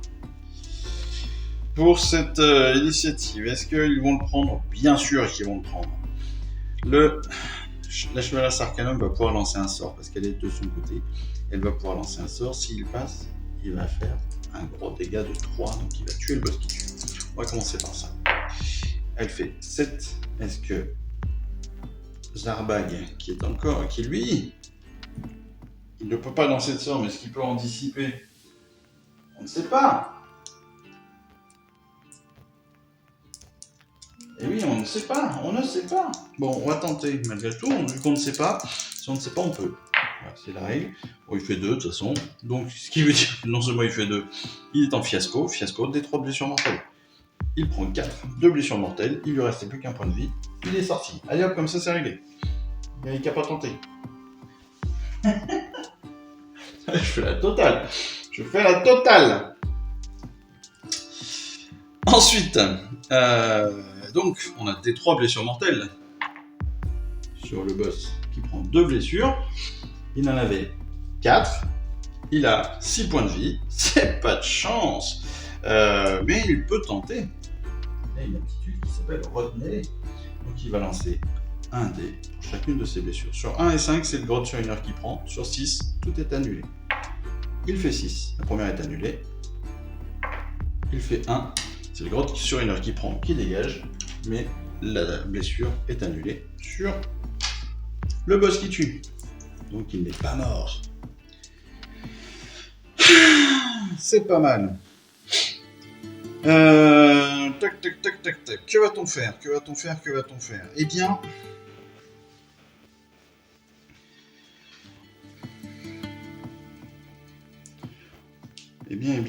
Tout simplement, que l'on-nous faire? Je suis à 18. Non, ça me ferait trop loin. Je suis là à 12. Ce qui veut dire que je serai là aussi trop loin. Donc tout mon intérêt va être, pour l'ordre, de tenter. Alors, je crois qu'ils vont perdre l'ordre. qu'ils ont 2 points de retard. Et que là, même si tu... Bon, de toute façon, ils maîtrisent ce point. Il faut que la chevaleresque Arcanum tue le boss qui tue en combat rapproché. Bon, on passe en phase de mouvement. Allez, phase de mouvement. Les Griff Dog vont attaquer, là, en mêlée, les 2 derniers amis de Zarbag. Les vigileurs vont eux se rapprocher sur le point d'objectif pour le maîtriser. Et c'est le cas, ils le maîtrisent. Le boss qui est toujours à distance, on ne peut pas lui tirer dessus parce qu'on est dans le quart numéro 4. On passe à la phase de combat. Phase de combat. Phase de combat, évidemment, la chevaleresse va commencer à attaquer. Pourquoi? Parce qu'on a déjà cette maîtrise. Donc même si on prend une dérouille là sur les Griff Dogs, c'est pas très grave. Mais la chevaleresse se doit de tuer le boss qui tue.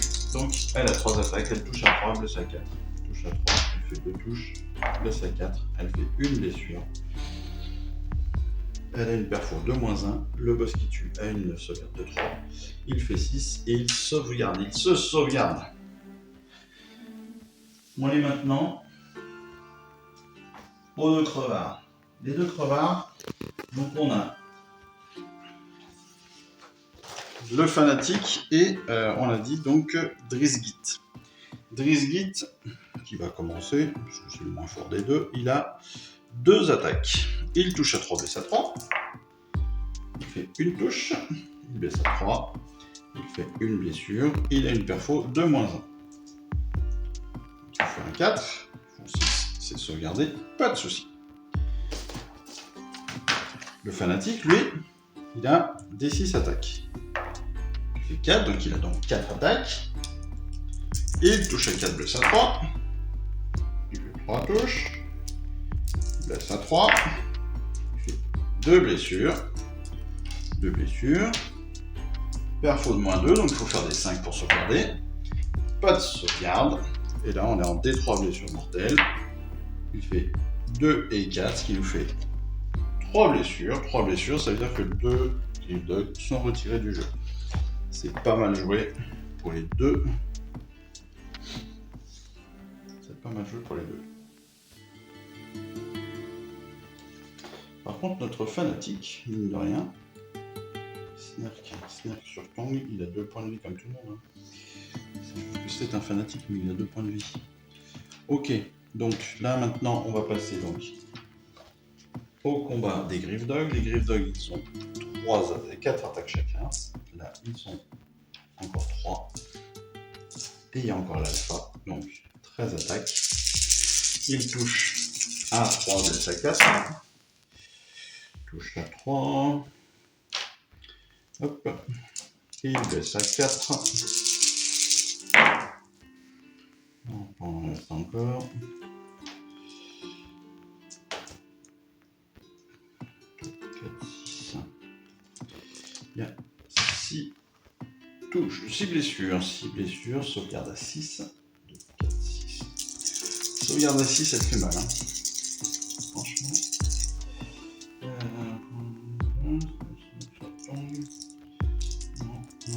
Bon, très bien.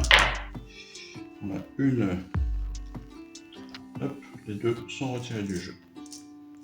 Parce qu'on a 5 blessures au total, 5 dégâts au total. Hop, c'est au tour du boss qui tue maintenant. De répondre. On n'a plus de crevards, on n'a plus de barbelés, on n'a plus de fanatiques, malheureusement. Le boss qui tue, qui répond. Lui, il a 4 attaques. Il touche à 3, blesse à 3, et un côté de bonus sur 6. Il fait une blessure mortelle, 2 touches. Blesse à 3, une blessure. Sauvegarde à 3 plus 1, hyper faux. Ça fait 4, c'est sauvegardé. On a une blessure mortelle malgré tout sur la chevaleresse, qui lui amène à 5. Ensuite, le surineur qui n'est plus là. Il n'y a plus de surineur. C'est la fin donc du tour des Stormcast. On passe maintenant au tour des Cruel Boys. Tour des Cruel Boys. On a donc nos 3 points, enfin oui, non 2 points, 2 points, oui 2 points. Oui, c'était Zarbag le. Non, c'est le boss qui tue. Donc on a toujours 3 points. On a 3 points de commandement. Alors, est-ce que j'ai un intérêt à faire quoi que ce soit? Oui, je vais dépenser 1 point de commandement pour tenter de me régénérer. Pour cela, je rappelle que je lance 2 dés. Si je suis en dessous, au-dessus de ma bravoure,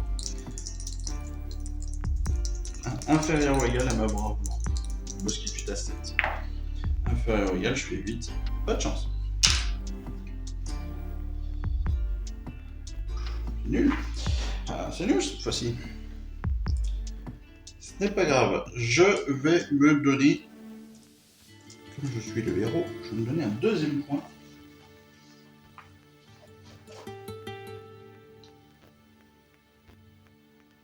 Et oui, je vais me donner un deuxième point de commandement. Et je vais tenter de lancer un sort. Le sort, ça a été évidemment très magique. Je fais 5, le sort passe tout juste.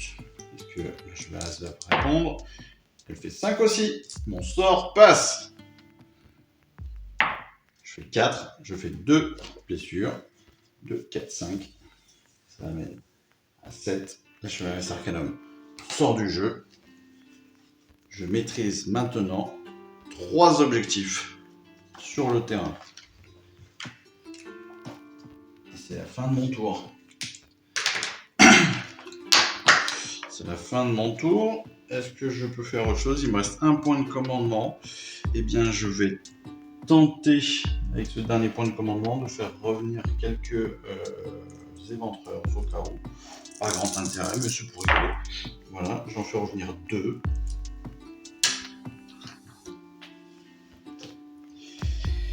Et je passe ensuite à mon mouvement. Et plutôt que de faire un mouvement, je vais faire une course. Je vais rajouter 3 à mon mouvement. Ça fait 5 plus 3. Ça fait 8. Clac. Et je vais aller là-bas. Hop. À ce moment-là, je maîtrise 3 objectifs. J'ai donc 3 points de victoire. C'est au dernier tour. C'est le dernier tour. C'est fini? C'est fini? C'est fini, donc. C'est fini? Ah oui, c'est fini. Waouh! C'est une victoire de la destruction. Et ce, malgré toutes les erreurs que j'ai faites. Alors, c'est une victoire de la destruction. Pourquoi? Parce que j'ai plus de points côté destruction. Pendant 2 tours, j'ai maîtrisé plus d'objectifs que mon adversaire. J'en avais 3 sur les 4. Donc c'est pour ça que j'ai 3 points sur le tour 4 et le tour 5. Tour 4, j'avais mon boss qui tue contre la chevalasse arcanum, donc je le maîtrisais. Et tour 5, il était tout seul, il n'y avait plus de chevalasse arcanum. Donc voilà. Seul ici était maîtrisé l'objectif pour l'ordre en tour 4 et en tour 5. Plein d'erreurs dans cette partie, pour faire le résumé. Plein d'erreurs. Pourquoi? Parce que peut-être les règles ne sont pas très claires. Je relis la nuit vivante. Au début de chaque round de bataille, lancez un dé. Le quart du terrain correspondant au résultat du dé est plongé dans l'obscurité. Jusque-là, pas de souci. Les unités ne peuvent pas tirer ni lancer de sorts sur les unités qui sont entièrement dans ce quart du champ de bataille. C'est-à-dire que on ne peut pas tirer sur celles qui sont dans le champ de bataille, mais celles qui sont dans le champ de bataille, dans cette partie de champ de bataille, peuvent tirer sur le principe. Ça, c'est le premier point. Donc, j'aurais pu tirer avec mes archers depuis le début. Quasiment, sauf quand j'ai fait des 5 et des 6. Sur 5 et 6, c'est l'ensemble du terrain qui est plongé dans l'obscurité. Aucune unité ne peut tirer ou être ciblée par un sort. Ça veut dire quoi aussi? Ça veut dire que Zarbag, il aurait pu lancer des sorts. Il aurait pu tenter des sorts. Deuxième, autre question que je me pose maintenant, et que je me suis posé tout à l'heure, c'est est-ce que mes Vigilors, si, imaginons, ils sont ici, en zone 3, qu'ils rentrent dans la zone 4, est-ce qu'en rentrant dans la zone 4, ils peuvent tirer sur ceux qui sont dedans? Est-ce que ceux qui sont dans la pénombre peuvent se tirer dessus? Ça, c'est une question. Et est-ce que si dans mon tour, je rentre dans une zone de pénombre, est-ce que je peux tirer sur une autre zone? Est-ce que c'est faisable ou pas? Voilà. C'est plein de petites questions comme ça qui peuvent se poser. Bon, ça mériterait quelques justificatifs, quelques explications supplémentaires. C'est pas bien méchant. C'est pas bien méchant, bien évidemment, parce que de toute façon, c'est pas ça qui a fait la partie. Moi, c'était assez plaisant. Je regrette un peu de ne pas avoir pu me servir de mes archers. Mais c'était assez plaisant parce que j'ai plus utilisé, entre guillemets, une tactique défensive pour la destruction. Je m'aperçois quand même que mon armée favorite, les Gloomspites, ou les villes du fil obscur, ne sont pas forcément les plus simples à gérer. Voilà. C'est peut-être pas la plus facile pour démarrer. Je pense que clairement les Stormcast, pour démarrer dans l'expérience, il n'y a rien de mieux. Les Gloomspites, mine de rien, sont beaucoup plus compliqués parce que les jets de dés sont beaucoup plus compliqués, parce qu'il y a plus d'aptitude, il y a plus de subtilité. Mais malgré tout, voilà, c'est toujours sympa, c'est sympa à jouer quand même. Et puis, par contre, j'ai hâte d'avoir des fanatiques, parce que les fanatiques, imaginez quand vous en avez plusieurs, vous pouvez faire un massacre, c'est monstrueux. Je rappelle juste, là, avec un seul fanatique, j'ai fait tout à l'heure, donc 12 points de dégâts avec un seul fanatique. C'est énorme, c'est énorme. Imaginez, vous avez une unité de 5 fanatiques, vous avez jusqu'à, enfin là on a D6, D3. Donc D6, D3, ça veut dire qu'on peut faire 6 x 3, 18 attaques x 5, ça fait 50, ça fait 50 plus 40. Oui, c'est pas possible. Ça veut dire 90 points de dégâts d'un coup, sur le principe. C'est énorme. Surtout qu'il touche à 4, blesse à 3 et une perfo de moins 2, quoi. C'est vraiment balèze. Ils ont une énorme bravoure, donc en plus c'est des fous furieux. Vraiment, ça c'est une super bonne unité qui se déplace vite en plus parce qu'ils peuvent se déplacer de 2 dés de 6. Honnêtement, les fanatiques, je pensais pas à voir combien ils coûtent dans le vrai jeu, dans un jeu classique normal, mais honnêtement là, on peut avoir une unité complètement fracassante. Voilà. C'était le résumé de la partie d'aujourd'hui. J'espère que cette partie justement elle vous a plu. Comme vous avez pu vous en rendre compte, on vient de récupérer tout le retard de l'été. Oh, enfin, je vais pouvoir souffler un peu. J'aurai peut-être moins de vidéos à faire en même temps. Donc je vous remercie toujours de me suivre. Je vous remercie de me suivre dans cette aventure qui est toujours aussi sympa, même si potentiellement, je vous l'ai déjà dit, elle risque de couper court bientôt. En tout cas, de se réduire potentiellement bientôt. Mais voilà, en tout cas, très très sympa. Très belle partie, très belle journée. Moi, j'ai plus qu'à envie de vous dire merci à tous. Passez une excellente fin de semaine. Amusez-vous bien, jouez bien, peignez bien, lisez bien, collectionnez bien, assemblez bien, enfin la totale, quoi, comme d'habitude. Et puis, à très vite. Allez, je vous embrasse. Ciao, bye bye. Je vous remercie d'avoir suivi cette vidéo. Si ça vous a plu, eh bien abonnez-vous, lâchez un petit like et un commentaire et suivez-moi sur Instagram où je poste régulièrement des photos de mes dernières réalisations et dernières peintures. Et puis comme il est maintenant de tradition sur la chaîne, je vous souhaite une excellente fin de journée et surtout, lisez bien, collectionnez bien, assemblez bien, peignez bien et jouez bien. Allez, je vous embrasse et puis je vous dis à très vite. Allez, ciao, bye bye.